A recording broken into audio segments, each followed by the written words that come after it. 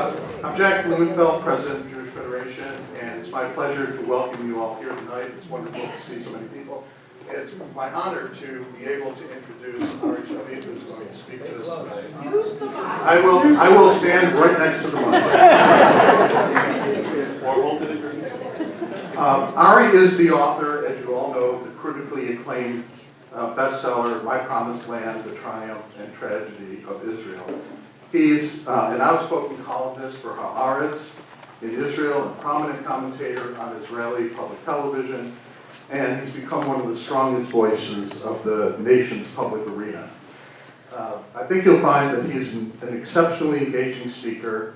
He deploys his unparalleled breadth and depth of knowledge of Israel and modern Jewish history to examine Israel's complexities and contradictions. He talks with passion about American-Israel relationship and the challenges facing the Jews of the diaspora and the Jewish state as they foster their distinct roles and forge common goals for the future. He is an eloquent speaker, humorous, provocative, and very sought after throughout the world.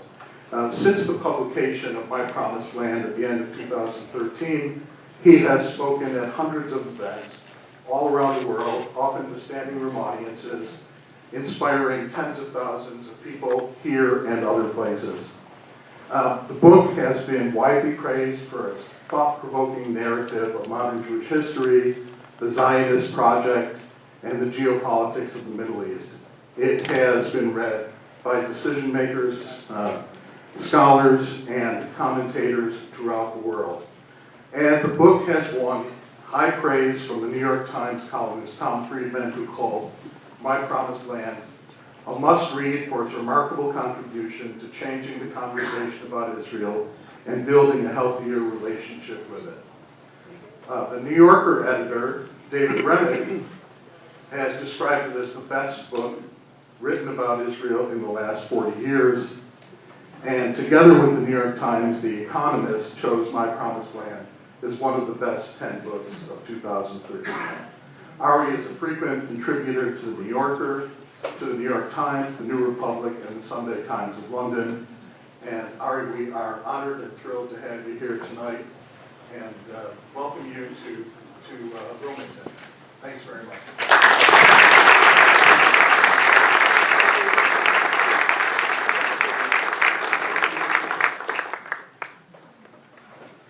Thank you for, let's see how we do this.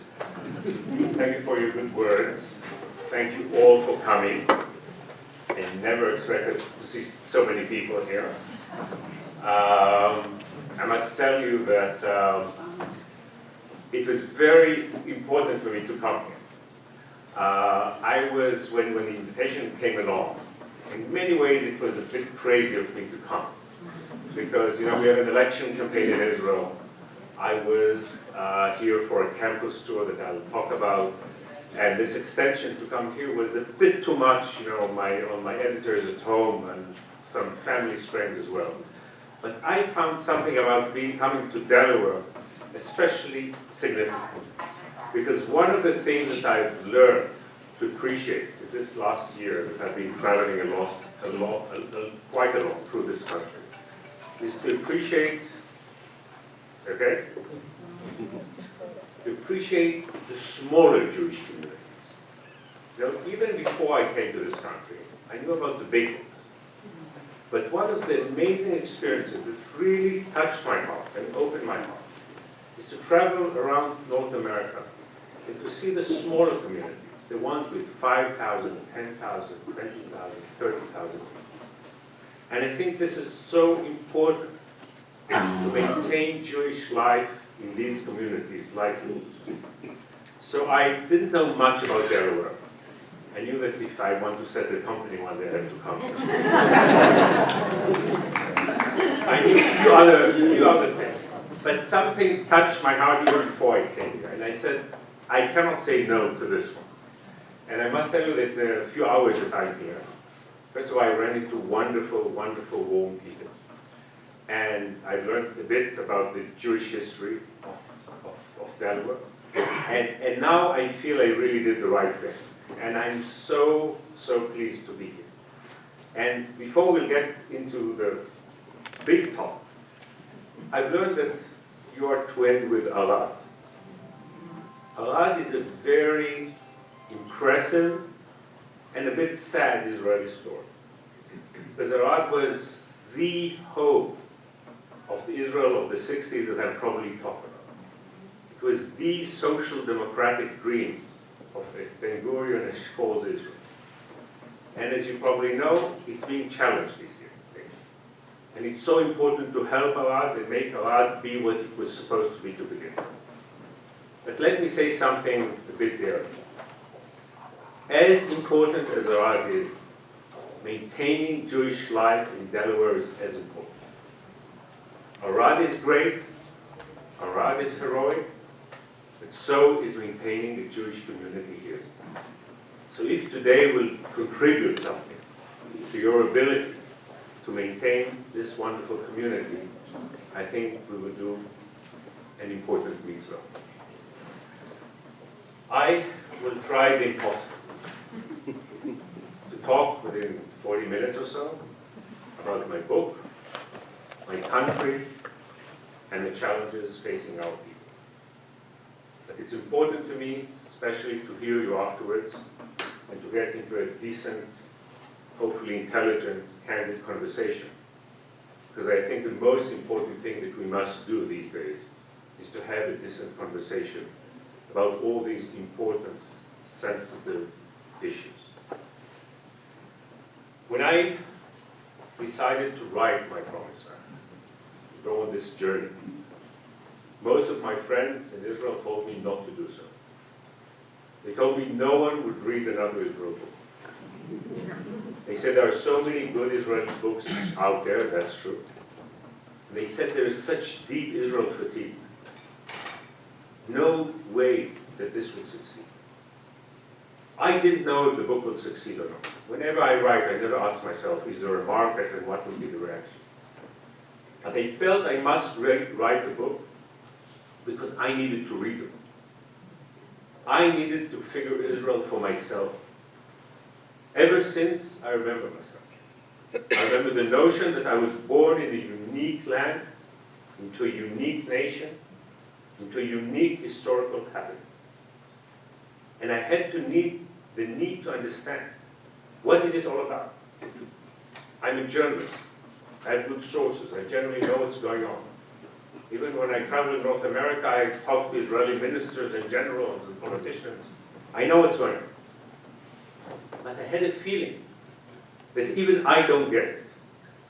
That we were all drawn into the details, the friction, the everyday drama. That we lost sight of the bigger picture. So I had a personal need to write it. But then I realized there is an objective need. Because I realized that Israel's main problem, and we have so many problems that we will discuss. The one thing we're very rich with this problem.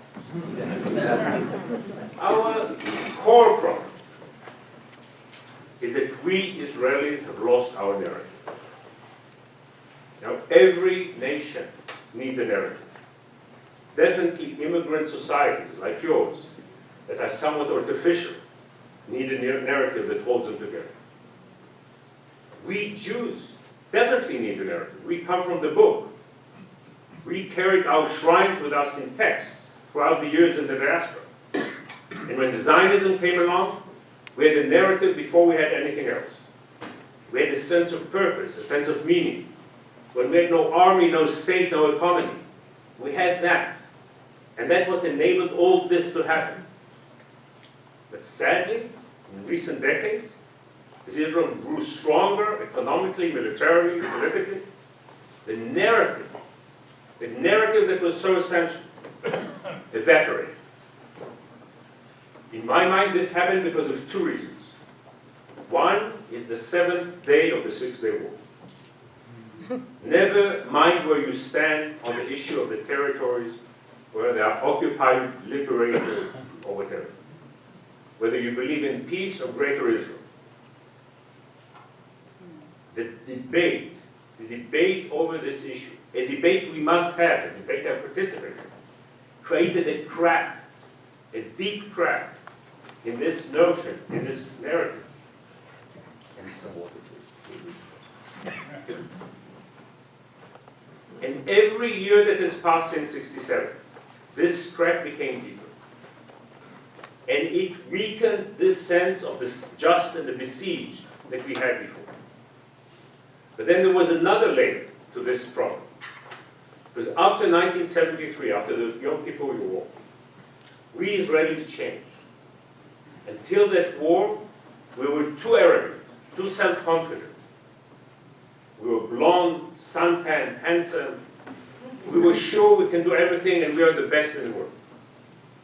After the war, after losing our self-confidence, many Israelis became too cynical regarding it, too judgmental, too critical. If before that we thought we were perfect and our governments were the best and we do nothing wrong, in recent generations, we've lost the language, the vocabulary, to tell the story of the heroism of Israel and the greatness of Israel. So in my mind, there was a need to rewrite the narrative in a new way, in a personal way, that on the one hand loves Israel, but on the other hand is realistic regarding Israel, willing to be critical of Israel while seeing how wondrous Israel is. So what I did is to ask myself what I think are the three most important Israel questions.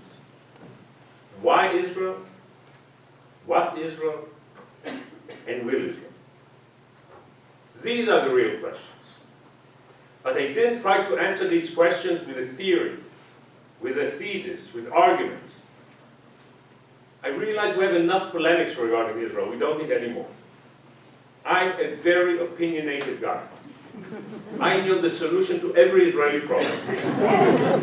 But my book was not about that. It wasn't about my political agenda, my ideas. I do that in the Haaretz, in television, in American media. I didn't have, and I didn't need that in my book. The book was about bringing back the human element of the human story of Israel. And through that, through seeing the larger story, but in the human level, while addressing the human stories of specific Israelis, that together create a kind of biography of a nation. That was my attempt, or my way of answering or trying to deal with these questions. As this was a human and personal book, I had to begin with my own beginning. And my own beginning is in London of 1897. My great-grandfather, Herbert Bentley, was an unusual Jew. At that time in Europe, there were not that many privileged, successful Jews. These Jews were a minority, unlike the situation today. So my great-grandfather, a self-made lawyer, was in every way possible a Victorian gentleman. He loved the Queen, he loved the Empire, he loved Shakespeare, and he loved the theater. He even resembled the Prince of Wales. So the question I asked myself is, why would such a Victorian gentleman leave behind London, that was the capital of the world, and travel to the remote, desolate province Palestine was? Chaim Weizmann used to say that you don't have to be crazy to be a Zionist, but it helps. And my great-grandfather's journey seemed to be crazy, but it was not. As I looked into it, I realized it was not. Because the early Zionists had two brilliant, tragic insights. Brilliant and tragic. The first one was that Europe was becoming a death trap to its Jews. And this is so important to mention these days, when Europeans talk the way they talk, write the way they write, and when so many people claim that Israel is colonial. Nothing is further than the truth. Because we Jews were Europe's ultimate other for 1,500 years. We were treated like dirt. For centuries, Jews did not know where they will be next year, where they will be tomorrow, when the next pogrom will strike. For 1,500 years, we lived in fear and persecution and disgrace. But the early Zionists realized that we were about to become Europe's ultimate victim. They didn't know there would be a Holocaust. They didn't know the 20th century would produce such places as Auschwitz and Treblinka. But they realized that the new race-based anti-Semitism is becoming more dangerous than the old religion-based anti-Semitism. And they realized that we must act if we are to live. Faced with the most radical challenge a people can be faced with, the challenge of extinction, they came up with the most radical solution possible. And in order to save us, they transferred us from one continent to another, and took a land, and built a nation, and revived the language, just so we will live. And in this sense, the Zionist revolution is the most impressive of the 20th century revolutions. Because it did not only give the people political rights or economic rights, it actually gave it life. And its one sin is that it was too late. Because if Herzl had appeared 20 years earlier, my great-grandfather would have traveled 20 years earlier. We would have had the Balfour Declaration 20 years earlier. And we would have had a Jewish state in the 1920s rather than 1948. Millions and millions and millions would have been saved. But the early Zionists had another insight too, that is more relevant for today. Because they realized that once the pogroms will subside and the brutal, violent anti-Semitism will not be there, we Jews who live in the West, in free, prosperous societies that give us emancipation and liberty and equality, are endangered in a completely different way. Exactly the opposite. Because the old formula that enabled Jews to survive in the diaspora for such a long time was based on what I call in the book the two great G's: the intimate relationship with God and the defense of the walls of the ghetto.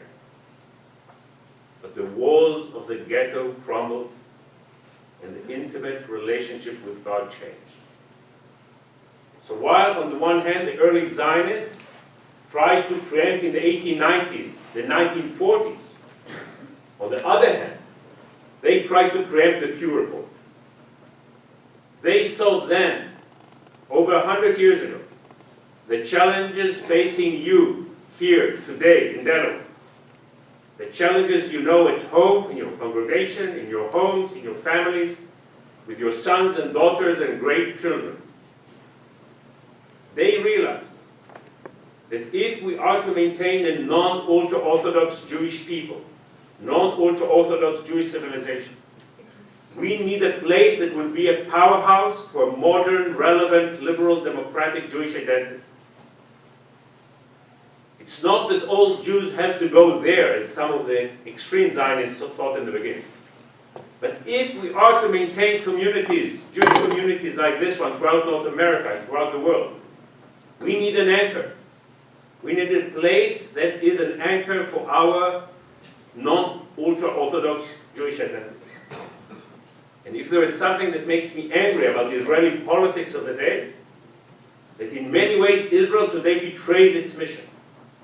Because when it surrenders to extreme religious or extreme nationalist forces within, it drives away so many young Jews in the diaspora. Rather than inspire them, it makes things so more complicated for them. But I'll get to that later on. So these were the two great insights that made Israel so needed, make Israel so needed, and will make Israel so needed. But there was the other side. And I was determined to talk about the complex reality. Not to white, not to lie. Because when my great-grandfather arrived in the port of Jaffa, the flaw appeared. Because there was something he would not see. He would not see that the old city of Jaffa, with its great Jewish past, was predominantly an Arab city. And when he traveled through the land in his Thomas Cook Heritage, he did not see the dozens and dozens of Palestinian villages on the way from Jaffa to Jerusalem, and on the way from Jerusalem to the Lake of Galilee. I stand by my grandfather. I defended, great-grandfather, I defended. We were no conquistadors. We went back to our ancient homeland, and we had an existential need to go there. But because the need was so dramatic, we would not see that there is another people there. So the conflict, the Israeli-Palestinian, Israeli conflict, Israeli-Arab conflict, did not begin the day Benjamin Netanyahu walked into his office.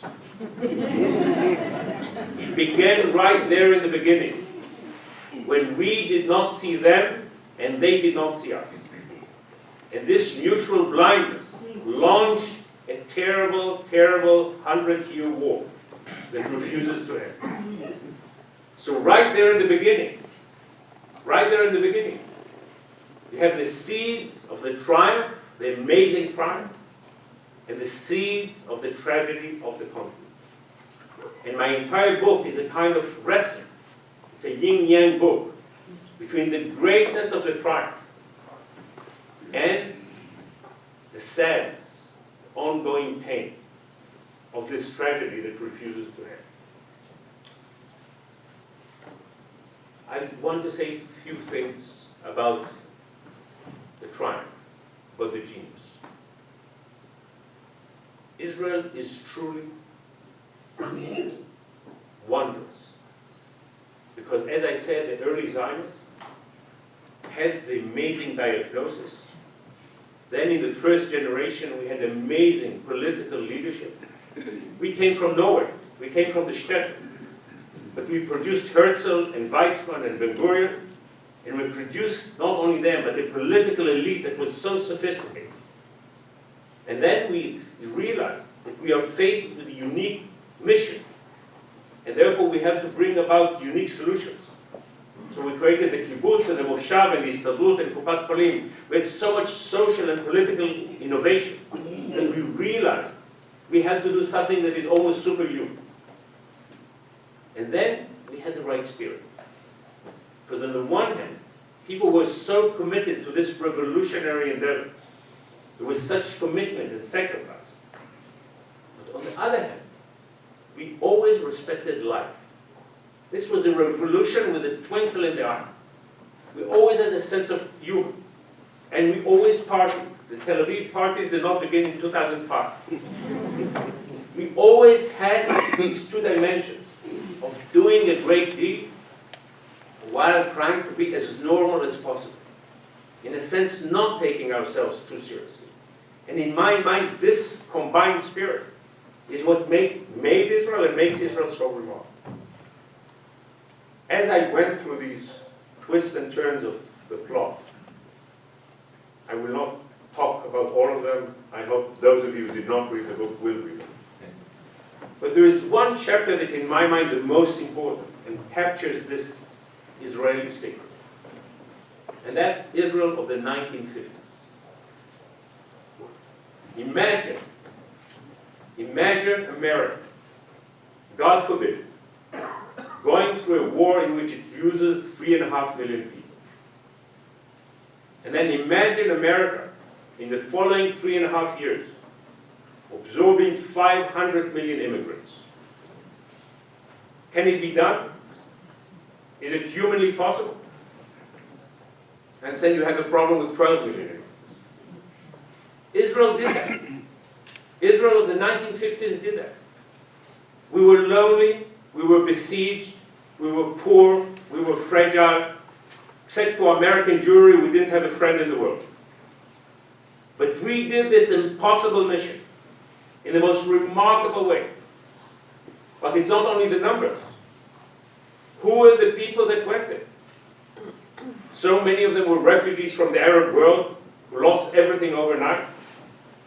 And so many of them were Holocaust survivors. People with nightmares at night. People with numbers tattooed into their arms. People who just lost their first family 6, 7 years ago and now built a new family. Sometimes not telling their new babies, new children, that only 5, 6 years earlier they had other children that are gone. So these people that had every reason to become human wrecks, they did the most amazing enterprise one can imagine. Their revenge was not suicide bombing. Their revenge was not hate. They did not go to destroy Germany. They built Israel. And they sent their children to the best schools that we formed, better than the ones we have today. And they created a health system better than the one you have. And they built housing, cheap housing, terrible housing, ugly housing, but housing. 1952, a third of Israelis live in tents and tin shacks. Within 4 years, everybody has a house. And we have the highest rate of self-ownership of apartments in the West. This is truly a miracle, a man-made miracle. And it shows you what a triumph of the human spirit Israel is. You don't have to be Jewish or Zionist or Israeli to see that. All you have to do is to be decent. If you look at that story, you shiver. Sadly, in the following decades, we've lost a lot of the political wisdom of that political elite that we had that did these wonders in the first 50, 60, 70 years, and especially in the 50s. And this is why, sadly, Israel, in my mind, lost its political way in recent years. But I do believe that the spirit of Israel still has in them what we had then in the 1950s, which enabled us to do what we did then. So I ended my book going in the footsteps of my great-grandfather, looking at my country from inside and from without, asking myself, what have we achieved and what have we done? Where have we failed and what have we done? Basically, what I see is a miracle. A miracle because no other people established a national home after 2,000 years. No other people can do that. But it's not only that. Where did we build our home? We built our home under the volcano. And yet, for 100 years now, we managed to survive and thrive under the volcano. But there is a third element to the miracle. We are a democracy. We had no reason to be a democracy. 95% of us, I'm like the exception, 95% of us came from countries that had no democratic tradition. Russia, East Europe, North Africa, the Arab world. So we had no tradition. It wasn't in us. And then we came to a region that, as we see today, has no democracy in it. A region that totally rejects democracy. And then we had the 100-Year War. So the combination of the three should have led Israel, rationally, to become a semi-fascist country. But Israel is not. With all its faults and its problems, and you'll hear a lot from me about problems, Israel is a thriving, almost wild democracy. Our democratic institutions are problematic, but the spirit of the place is so free, so energetic. We are like too democratic, we are anarchistic. So this fact that we maintain a frontier democracy, an oasis of liberty and freedom, after our history, with our geography, and with the challenges we face, this makes Israel a true miracle. But the sad thing is that we are intimidated. We are continuously, deeply intimidated. So when you look at Israel today, what you see is the only democracy on the face of the earth that is existentially, continuously threatened. Because of the tension between 6.2 million Jews and many, thank God not all, but many of the 1.5 billion Muslims surrounding us. Because of the tension between 8 million Israelis, over 8 million Israelis, and so many of the 370 million Arabs surrounding us. And because of the vicious, brutal conflict with the Palestinians, Israel's existence is continuously in doubt. Don't be misled by the fact that we are strong. We are strong, and it's remarkable that we are strong. But as I say to college students that I talk, when you look at the fundamentals, it's ridiculous to think we are Goliath. It's ridiculous. We are not only David, we are an underdog on steroids. Because fundamentally, geographically, demographically, Delaware is great because it's probably one of the few American states that's actually smaller than Israel. I come from New Hampshire. Even New Hampshire is larger than Israel. So Israel is a territorial growth. Demographically, it's tiny. It's not quite a growth, but it's tiny. And it faces all these challenges. This creates the unique Israeli condition. Because while you sitting here, you have so many problems in America. The more I travel around the country, the more I see them. There is no one in this room who has doubt whether America will be here in 20 years' time or 50 years' time. It might be more red or more blue. America will be here. There is this quiet feeling, this certainty, that this huge, vast, strong country is here to stay. No Israeli can be sure of that. We don't talk about it. It's a taboo. But it goes deep into the Israeli psyche, the Israeli state of mind. But if this is the tragedy, the triumph is how we deal with this. Because while we live on the edge, we live with a vengeance. We live dangerously, but in the most spectacular way possible. Zionism failed in establishing the utopia it set out to create. The kibbutz dream is shattered. There will not be a social justice paradise there. But what Zionism managed to create, to establish, is one of the remarkable, robust, free societies one can imagine.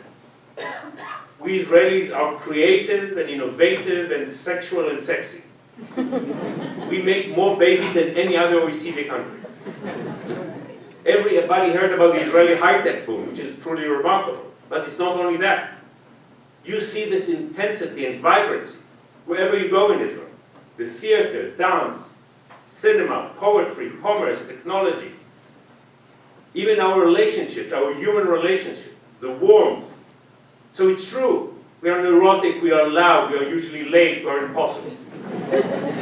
But when you look at this story, you see how remarkable it is.